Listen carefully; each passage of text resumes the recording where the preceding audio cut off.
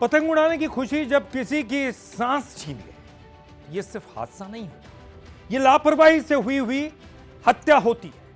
यहां ये कोई हादसा नहीं है, ये लापरवाही से की गई एक हत्या है और यह बड़ी हत्या है। यहां इंदौर में प्रतिबंध के बावजूद बिक रही चाइनीज मांझा एक बार नहीं बल्कि बार बार मौतों की वजह बना है।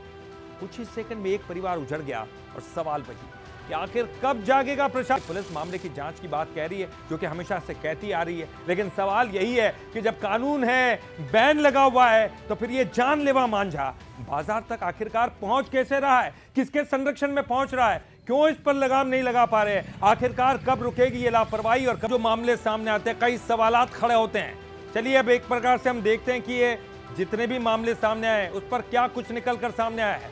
चाइना डोर पर रोक क्यों, ये आपको बता रहे हैं, क्योंकि ये इंसानों और पक्षियों की जान ले लेती है।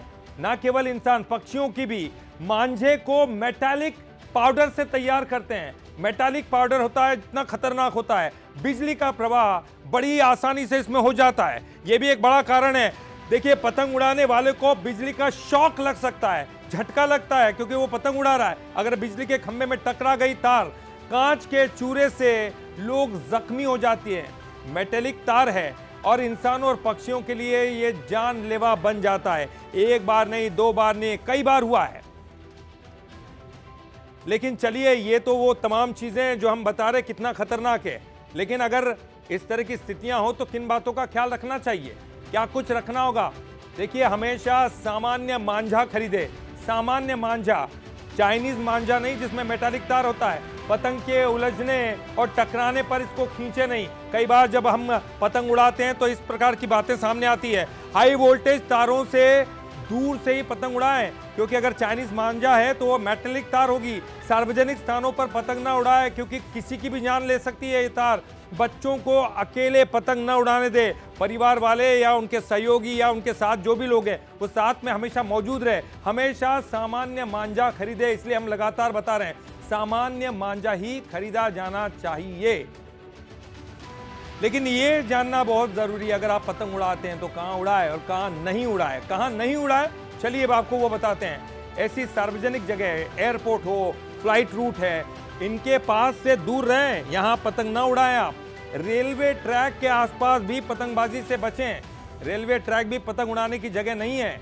गली मोहल्ले और सड़क, छोटे छोटे बच्चे यहां से गुजरते हैं, इन जगहों पर पतंग ना उड़ाए। बिजली के तार खास तौर पर, चूंकि मेटेलिक इसमें जो है धागा होता है, मेटेलिक इसमें उसको बनाया जाता है, इसलिए ये अगर बिजली के तार के चपेट में आ जाए तो करंट लग सकता है। इसलिए ऐसी तमाम जगहें जो आपको लगातार बता रहे हैं, घर की छत पर भी आप पतंग ना उड़ाएं। और चलिए आपको बताते हैं चाइनीज मांझा क्यों खतरनाक है, ये जानना बहुत जरूरी है। चाइनीज मांझा ये खतरनाक क्यों है, क्योंकि धागे के ऊपर कांच के चूरे लगाए जाते हैं, जिससे कि जल्दी से पतंग कट जाए। धारदार होने के साथ साथ ये बहुत मजबूत भी है, ना केवल हाथ कटता है इससे, लेकिन मजबूत है, टूटता नहीं आसानी से। अगर चाइनीज मांझे को तोड़ने की कोशिश की जाए तो आसानी से टूटता नहीं है। दूसरों की पतंग काटने में यह आसान होता है, इसलिए लोग चाइनीज मांझे का इस्तेमाल करते हैं। कई राज्यों में बिक्री उपयोग पर बैन है इसकी, ये कई राज्यों में बैन लगा हुआ है, लेकिन इसके बावजूद ये बेचा जा रहा है। धागे के ऊपर कांच के चूरे हैं और बच्चों को अभी इस बात की समझ नहीं है कि ये कितना ज्यादा खतरनाक है उनकी जान के लिए, दूसरों की जान के लिए। ऐसी तमाम चीज़ों को लेकर निश्चित तौर पर हम कह सकते हैं कि जनवरी के पहले पुलिस विभाग अलर्ट मोड पर रहता है, लेकिन इसके बावजूद ये काफ़ी नहीं है, क्योंकि लगातार इस तरह की घटनाएं सामने आ रही है।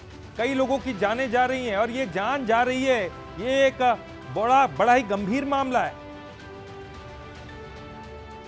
तो ये जो तमाम तस्वीरें आप देख रहे हैं, जहां पतंगे बेची जा रही है, उन जगहों पर खास तौर पर ख्याल रखने की जरूरत है। बच्चे यहाँ पर पहुँचते हैं, पतंगों की देखिए आप, ये एक बहुत ज़बरदस्त उत्साह वाला त्यौहार है।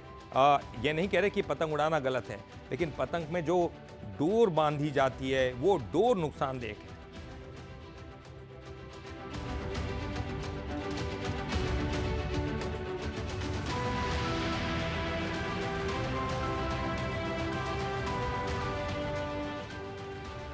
और चलिए अब ज्यादा जानकारी के लिए बात करते हैं। देखिए हम लगातार पतंग और डोर की बात कर रहे हैं तो दो बड़े शहर हैं, देखिए इंदौर में और रायपुर, दोनों ही शहरों की बात कर लेते हैं।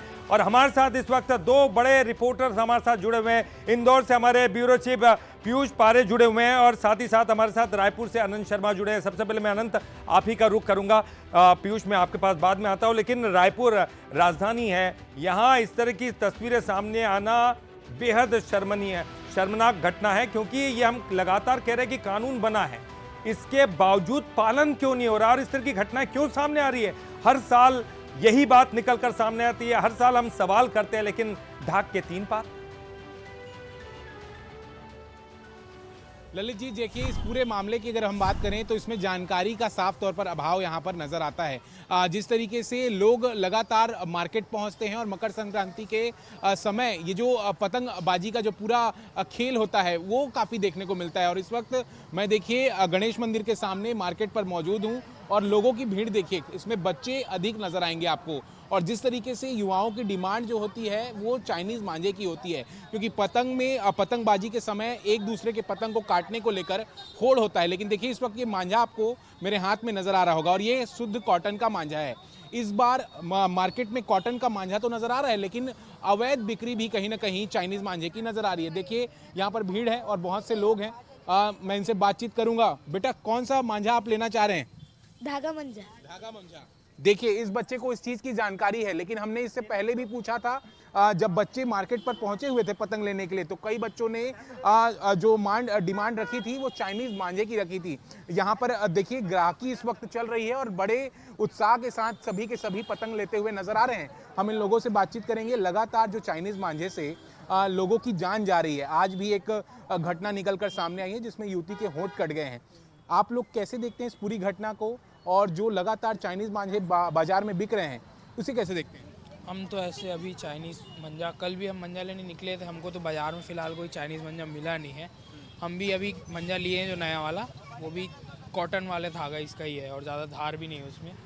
हर तरफ से बैन कर दिया गया है चाइनीज़ मांझा को, अभी सिर्फ कॉटन ही मिल रहा है। ये सबसे अच्छी बात है, क्योंकि गला कटना, रास्ते से ट्रैफिक इंसान जा रहा है तो गाड़ी से कभी गले पे आ गया, तो ये चिड़िया वगैरह भी बहुत नुकसान होता है, उनको भी, पक्षियों को भी बहुत नुकसान होता है उनसे। क्या बोले? जिस तरीके से देखा जाए इस पर कार्रवाइयाँ भी लगातार हो रही हैं, लेकिन अभी भी कुछ लोग ऐसे हैं जो चाइनीज़ मांझे की डिमांड से बाहर निकल रहे हैं। नहीं बिल्कुल हम समझ सकते हैं। देखिए लोग जागरूक हैं, लोग शायद समझ रहे हैं अनंत, लेकिन इसके बावजूद आखिर ऐसे वो कौन लोग हैं जो चाइनीज़ मांझे की बिक्री करते हैं और कौन लोग हैं जो इसका इस्तेमाल करते हैं, इतनी सब घटनाओं के बावजूद। बहरहाल चलिए अब हमारे साथ बने रहिए। पीयूष का मैं रुख करूंगा। पीयूष, अगर हम बात करें मालवा की, इंदौर, उज्जैन और मकर संक्रांति का बड़ा महत्व है। मुझे याद आता है कि हम भी जब छोटे थे मांझा जो है वो सूता करते थे, सूतना कहते थे उस वक्त, सरस का इस्तेमाल होता था। कई लोगों को हमने ये भी देखा कि लोग कांच के टुकड़े यानी कि बल्ब और उसके टुकड़े बनाकर भी उसको सूता करते थे, लेकिन वो भी तब भी प्रतिबंधित था। लेकिन अब ये चाइनीज़ मांझा नाम की एक बड़ी चीज़ आई है जिसमें एक ऐसी चीज़ जो जानलेवा साबित हो रही है। कई सालों से ये तक आर्थिक राजधानी है, लेकिन इंदौर शहर में अगर इतने इस तरह के चाइनीज़ मांझे बिक रहे हैं तो इसके लिए जिम्मेदार कौन है? गलतियां किसकी है? आम लोगों की है, परिवार वालों की है, पुलिस प्रणाली की है, प्रशासन की है, कानून की? आप क्या समझ रहे हैं? ठीक है, अगर ललित बात की जाए तो इंदौर का अगर मल्हारगंज का इलाका आप देखें तो जो पतंगबाजी के लिए काफ़ी मशहूर है, और ऐसे में जब मकर संक्रांति की बात हो तो यहाँ पर पूरा आसमान पतंगों से कहीं यहाँ पर छटा हुआ नजर आता है। और इस बीच में अगर बात की जाए तो चाइनीज़ डोर एक बार फिर से कहीं ना कहीं यहाँ पर इंदौर में 2 लोगों के लिए जानलेवा साबित हुई है। पिछले 2 महीनों की हम लोग बात करें तो 2 लोगों की मौत चाइनीज़ मांझे की वजह से कहीं ना कहीं हुई है। गले में कहीं ना कहीं यहाँ पर सीधे तौर पर चाइनीज़ मांझे के उलझने के बाद में इनकी मौत हो चुकी है। सैकड़ों ऐसे लोग हैं ललित जो गंभीर रूप से घायल हो चुके हैं। दूसरी तरफ आप ये कह रहे हैं कि आखिर जिम्मेदार कौन है, तो ये सवाल वाकई में उठ रहा है, क्योंकि एक तरफ प्रतिबंध लगाया जा रहा है, तमाम पुलिस प्रशासन लगातार लोगों से अपील कर रहा है कि इस तरीके के मांझे का उपयोग ना करे। दूसरी तरफ हम लोग देख रहे हैं कि पिछले 7 दिनों में 15 से 20 लाख रुपए तक का चाइनीज मांझा इंदौर से पकड़ाया है। इसके कनेक्शन अहमदाबाद, दिल्ली और मुंबई जैसे बड़े शहरों से भी सामने आ चुके हैं। दूसरी तरफ ललित, ना सिर्फ जो यहाँ के लोकल मार्केट हैं वहाँ पर, बल्कि ऑनलाइन भी यहाँ पर चाइनीज़ मांझा बिक रहा है। यही वजह है कि कहीं ना कहीं यहाँ पर इसकी बिक्री धड़ल्ले से हो रही है। और सिर्फ वजह एक ही मानी जा सकती है कि जहाँ पतंगबाजी जिसे परंपरागत तौर पर कहीं ना कहीं यहाँ पर पहचान दी गई है, लेकिन उसमें जब कंपटीशन की भावना आ जाती है तो इस तरीके से कहीं ना कहीं लोग चाइनीज मांझे का बेधड़क उपयोग करते हैं और वो जानलेवा बिल्कुल बिल्कुल, आपने सही कहा कि छतों पर जो है माइक लगाकर ये अनाउंसमेंट किया जाता है कि किसकी पतंग किसने काटी है और किस तरह से ये प्रतियोगिता चल रही है। ये वाकई ये परंपरा है, लेकिन मैं तो कहूंगा कि सामाजिक संस्थाओं को आगे आना चाहिए, नुक्कड़ नाटक जैसी व्यवस्था करके लोगों के बीच में ये बात फैलानी चाहिए, जागरूक करना चाहिए कि उनके बच्चे भी इसके शिकार हो सकते हैं। बहरहाल बहुत बहुत शुक्रिया आपका दोनों का ही, पीयूष आपका भी और अनंत आपका भी बहुत बहुत शुक्रिया। तो ये सामाजिक समस्या और इससे दूर पाना होगा तो जागरूक भी लोगों को करना होगा और कानून का सही ढंग से पालन भी कराना होगा।